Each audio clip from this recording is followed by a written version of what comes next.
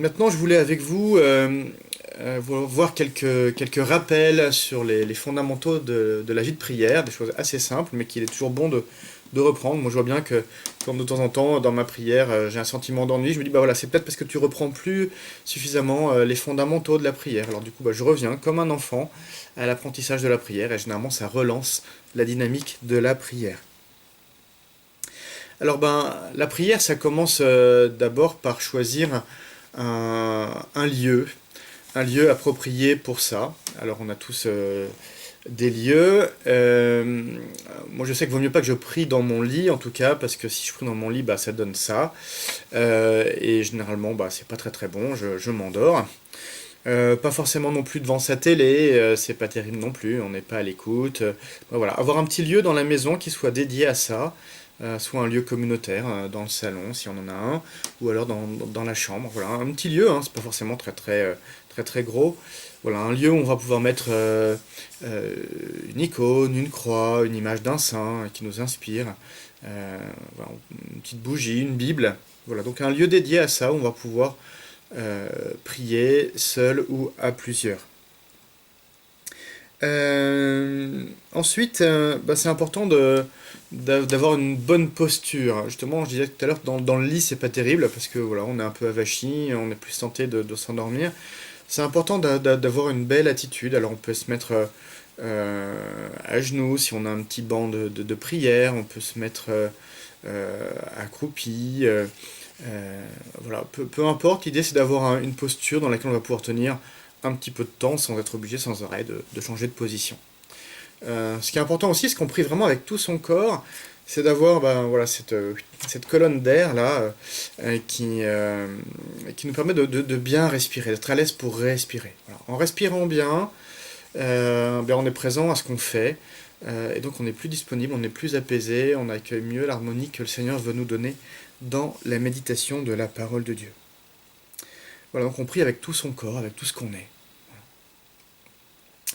Puisqu'on a un corps pour prier, eh bien, on peut s'inspirer d'une partie importante de notre corps qui s'appelle la main pour prier. Et la petite prière de la main, elle est toujours très utile. Alors vous allez voir, c'est très simple, mais en même temps, ce qui est simple nous aide toujours beaucoup.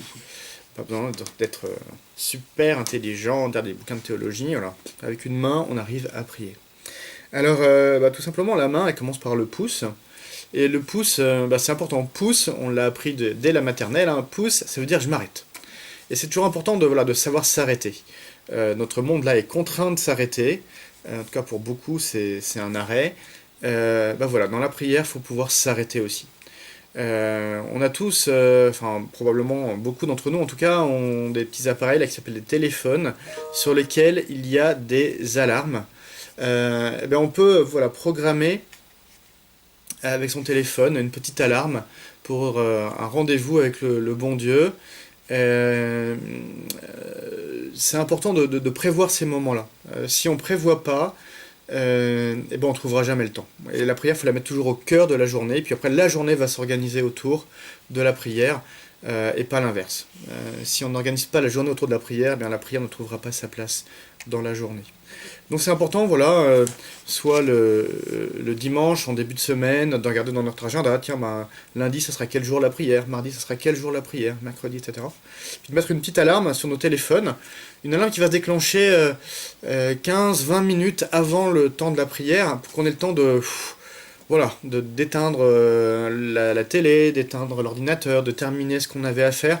Voilà, pour pas être bousculé. C'est important de faire des sas. Hein. Dans la piscine, il y a un pédiluve. Eh bien, c'est important d'avoir des petits pédiluves, hein, d'avoir des sas de décompression avant le temps de la prière. On ne peut pas passer d'une activité à une autre comme ça. C'est assez compliqué. Donc voilà, donc pouce, je m'arrête pour le bon Dieu. Et puis un bon ami aussi de la prière, c'est d'avoir une montre. Non pas forcément pour la regarder en permanence, oulala, il reste encore tout ça. Ça peut être un peu anxiogène, mais en tout cas, de l'avoir comme un instrument de fidélité, non pas un instrument d'angoisse, mais un instrument de fidélité. C'est important au début de la prière de se dire, voilà, aujourd'hui je donne combien de temps au Seigneur? Ou plutôt, je vais rendre combien de temps au Seigneur, parce que c'est d'abord le Seigneur qui nous donne le temps. Il ne faut jamais oublier ça. Quand on dit j'ai pas le temps, en fait si, je l'ai, mais j'en fais pas un usage comme je voudrais. mais le Seigneur nous donne le temps, c'est même le premier cadeau de la création, le temps, vous regardez bien. Voilà. Donc c'est important de déterminer un horaire. Voilà. Combien de temps, Seigneur, je vais consacrer à la prière aujourd'hui? Et puis si c'est 15 minutes, c'est très bien. Si c'est une demi-heure, c'est très bien. Si c'est une heure, c'est très bien. Faut pas commencer directement par une heure, hein. Faut y aller progressivement. On court pas le marathon d'un seul coup. Faut y aller progressivement. Dans la prière, c'est pareil. Quitte à augmenter après le temps progressivement. Mais en tout cas, une chose est sûre, c'est que voilà, si c'est un quart d'heure, je prends un quart d'heure.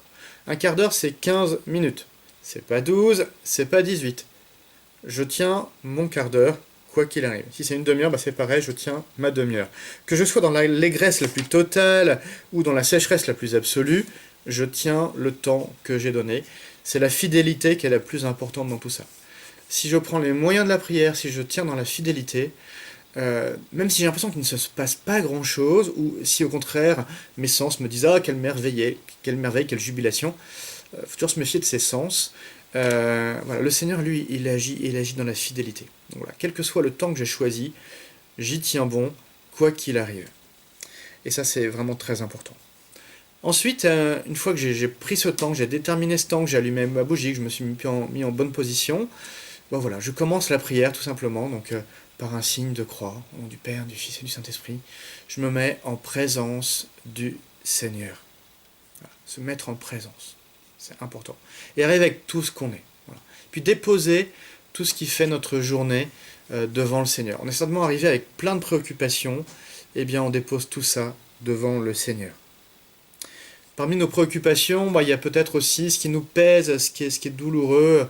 Voilà. Et donc pour ça, l'index, il est important. Il nous rappelle, on sait bien depuis tout petit que c'est pas beau de montrer du doigt. L'index, il nous rappelle tout ce qui est pas beau dans notre journée. Tout ce qui a été médiocre, tout ce qui a été un peu foireux dans notre combat spirituel, ces moments où on n'a pas cherché toujours à faire le bien, voilà, où on a écouté notre petit mauvais ange là qui nous disait tiens, fais ça, et puis on a succombé à la tentation. Voilà.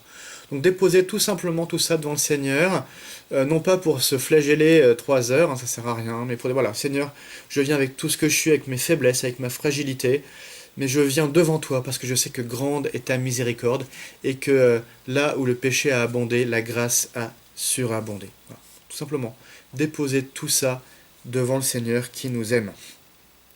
Ensuite, il y a, à côté de l'index, il y a le majeur. Et le majeur, comme son nom l'indique, c'est ce qui est grand. Et donc on peut aussi déposer tout ce qui a été grand dans notre journée. Ce qui est grand, d'abord, c'est d'abord la grandeur de Dieu. Remercier Dieu pour ce qu'il est, lui, pour sa grandeur, la grandeur de son amour pour chacun d'entre nous. Remercier Dieu aussi pour sa création, pour la beauté de la création, à la fois dans les grandes choses et dans les petites choses. Et puis rendre grâce à Dieu pour tout ce qu'il a fait de grand et de beau pour nous et à travers nous, pour les autres, dans la journée. Voilà, rendre grâce à Dieu. Merci Seigneur pour toutes ces beautés, pour toute cette grandeur dans ma vie.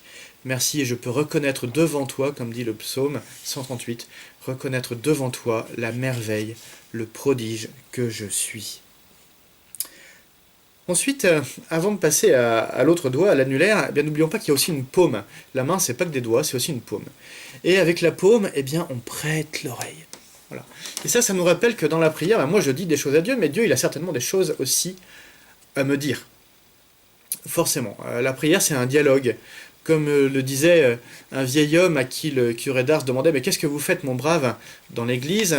Et le vieil homme avait répondu « Je l'avise, il m'avise », en parlant évidemment du Seigneur. Dans la prière, voilà, nous on a des choses à dire à Dieu, mais c'est important aussi d'écouter Dieu. Parle, Seigneur, ton serviteur écoute, comme le brave Samuel au temple de Silo dans la Bible. Et donc, ça vaut le coup de se mettre vraiment à l'écoute de ce que le Seigneur veut nous dire. Pour ça, faut ouvrir l'Écriture sainte, tout simplement. Tout à l'heure, à la fin de la prière de la main, je vous donnerai quelques petites consignes pour entrer dans un texte biblique. Voilà, donc, parle, Seigneur. Une fois qu'on a écouté ce que le Seigneur avait à nous dire, on passe donc à l'annulaire. Et l'annulaire, ça s'appelle l'annulaire parce qu'on y passe l'anneau de l'alliance. Et donc, après avoir écouté la parole de Dieu, après avoir écouté à quel point il est fidèle et bon, à quel point il ne nous abandonne pas, eh bien, on peut nous aussi s'engager dans cette alliance. Voilà, je sais Seigneur que tu es fidèle, eh bien moi aussi Seigneur, aujourd'hui j'ai envie de faire alliance avec toi, de renouveler cette promesse envers toi, de poursuivre mon chemin à ta suite. L'annulaire, donc, c'est là où on met l'alliance, et donc l'alliance c'est aussi un engagement. Voilà. Eh bien Seigneur, je sais que tu t'engages et que tu m'engages. Alors, puisque tu t'engages à mes côtés, eh bien, je te demande des choses. Et là, c'est l'occasion de présenter dans notre prière ce monde, dans ses joies, dans ses peines, ceux que nous aimons, ceux aussi que nous n'aimons pas assez. Voilà, c'est le moment de demander des choses à Dieu pour nous-mêmes et pour les autres. Enfin, le petit doigt, c'est notre engagement à la fin de la prière.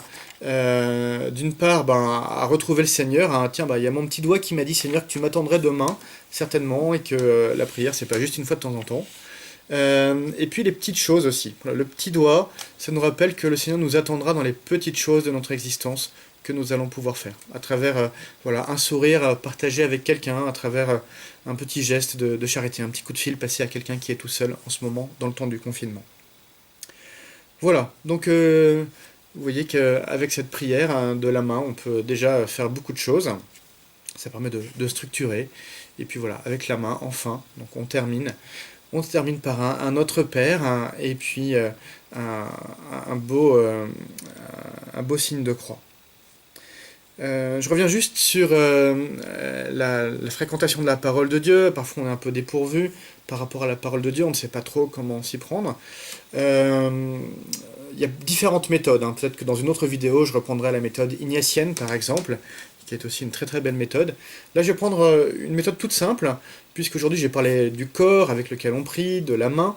Je terminais avec une autre prière du corps, celle que l'on appelle la prière de l'école française de spiritualité. Vous savez qu'au XVIIe siècle, à l'époque de Saint Vincent de Paul, de cardinal de Bérulle, de Saint Jean-Eudes, il y avait un grand courant spirituel en France, dont nous sommes encore les héritiers.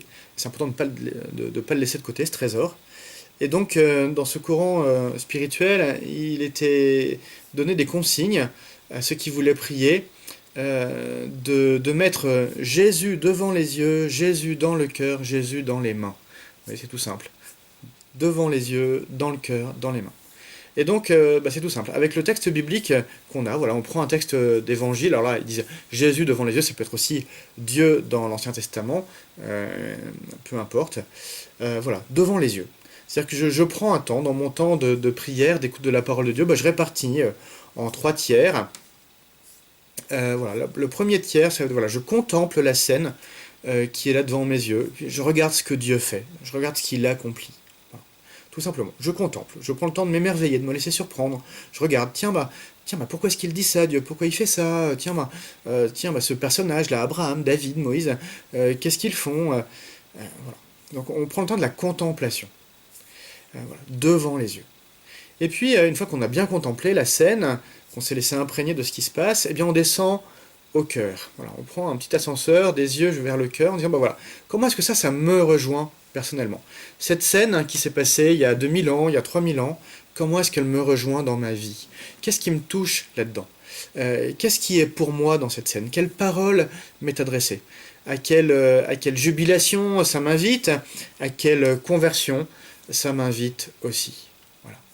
Jésus dans le cœur, ce cœur à cœur. Ce texte, il m'est donné à moi, personnellement, qui suis un être singulier, unique.